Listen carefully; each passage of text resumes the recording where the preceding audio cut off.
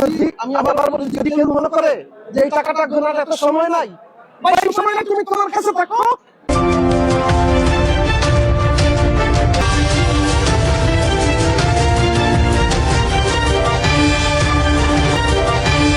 দেখেন, যে কোনো জিনিস এটার জন্য একটা টিম বসে মিটিং করতে হয়, এটা একটা যে রোডম্যাপ তৈরি করতে হয়। আমি এই পরিকল্পনাটা করতে হয়। আমি আপাতত যেটা আমি উপস্থিতভাবে যেটা বলেছিলাম যে আমার বাইপাসের মধ্যে আমার জায়গা আছে, সেই জায়গা থেকে আমি 6 একর জায়গা আমি দিয়ে দিব এই বাইপাসের মধ্যে, এই আমাদের নতুন ক্যান্টনমেন্টের পাশে। 2 নম্বর যে জিনিসটা, আমি নিজে 50 কোটি টাকা অবদান রাখবো যদি পুরো সিলেটবাসী এককভাবে তারা বলে আপনি এটা করেন, তাহলে আমি কাজটা করলাম। আর মাজারের যে টাকাটা আছে, প্রত্যেকটা পাই টাকা হিসাব নিকাশ করে আমরা এই হসপিটালের মধ্যে ইনজেক্ট করলাম। তাহলে আমরা হসপিটালটা হচ্ছে মানুষ যখন মাজার জিয়ারত করতে আসবে তারাও সেবা নিল, সিলেটের মানুষের সেবা হলো। আপনি দেখেন উসমানীর মধ্যে গিয়ে, উসমানী হাসপাতালের মধ্যে গিয়ে দেখেন, লজ্জা লাগে যে রুগীরা হচ্ছে রাস্তার মধ্যে শুয়ে আছে, চিকিৎসা পাচ্ছে না, হার্টের রুগী, ক্যান্সারের রুগী। ওরা কি আমাদের যে সিলেটি না? ওরা কি আমাদের ভাই বোনরা না? আমরা একটু পরিবর্তন নিয়ে আসতে হবে। মেডিকেলে উন্নত আমাদের সিলেট উন্নয়ন না। সিলেটের মধ্যে আপনি যদি রাস্তাঘাটে হাঁটেন, যতটা হসপিটাল আছে সব কমার্শিয়াল, সব কমার্শিয়াল এলাকায় করছে কমার্শিয়াল ভাবে, শুধু টাকা কামানোর জন্য, সেবা দেওয়ার জন্য না।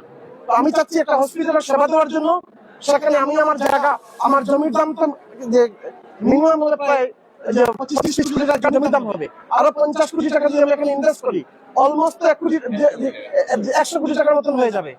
তো আমার কথা হচ্ছে, এখন শাহজালালের যে মাজারে যে টাকাটা আছে, এই টাকাটা কিয়ামত পর্যন্ত এটা গণনা হতে হবে, কিয়ামত পর্যন্ত টাকাটা গুনতে হবে একদম, এবং প্রকাশ্য গুনতে হবে। এবং এই টাকাটা যদি আমি আবার বলি, যদি কেউ মনে করে যে এই টাকাটা গোনার এত সময় নাই, ভাই এই সময়টা তুমি তোমার কাছে থাকো।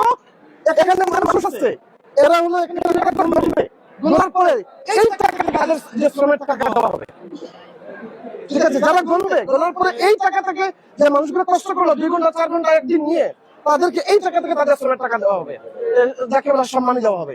আর এই টাকাটা, মাজারের টাকাটা, আমি বলতেছি এই টাকাটা যেন লুটপাট না হয়, এই টাকাটা যেন লুটপাট না হয়। আর তারা যদি মনে করে যে তারা কখনো এই টাকা নেয় নাই, এই যে কিছু কিছু নতুন আসতেছে, সমস্যা নাই, সরকার তদন্ত করুক।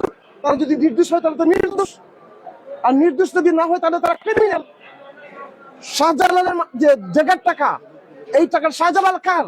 শাহজালাল হলো জনগণের, আমাদের পাবলিক প্রপার্টি। এটা শাহজালাল সাহেব হচ্ছেন আমাদের সবার জন্য আসছিলেন।